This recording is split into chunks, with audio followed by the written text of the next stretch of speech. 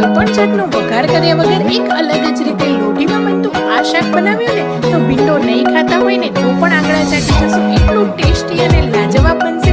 તો લોઢી ઉપર બનતું ભીંડાનું શાક બનાવવા માટે અહીંયા મેં 250 ગ્રામ જેટલો ભીંડો લીધેલો છે।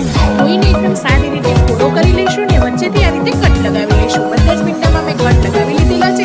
હવે એક બાઉલની અંદર 4 ચમચી જેટલી લસણની પેસ્ટ, હળદર, ધાણા જીરું પાવડર, લાલ મરચું પાવડર, સ્વાદ પ્રમાણે લીલા સમારેલા ધાણા, 2 ચમચી તેલ એડ કરીને સારી રીતે મિક્સ કરીને ભીંડાની અંદર ભરી લઈશું। બધા જ ભીંડાને સારી રીતે ભરી લીધેલા છે। હવે આ રીતે ઘરમાં રહેલી કોઈ પણ લોઢીની ઉપર બધા જ ભીંડાને આપણે આ રીતે ગોઠવી લેવાના છે। ઉપરથી 2 ચમચી તેલ એડ કરીને ઢાંકીને મિક્સ કરી લઈશું। ફરીથી ઢાંકીને એક વખત ચેક કરી લઈશું। 3 થી 4 મિનિટમાં ભીંડો સારી રીતે કૂક થઈ જશે। વધેલો મસાલો અને 1 કપ જેટલી ખાટી છાશ એડ કરીને ઢાંકીને રહેવા દઈશું।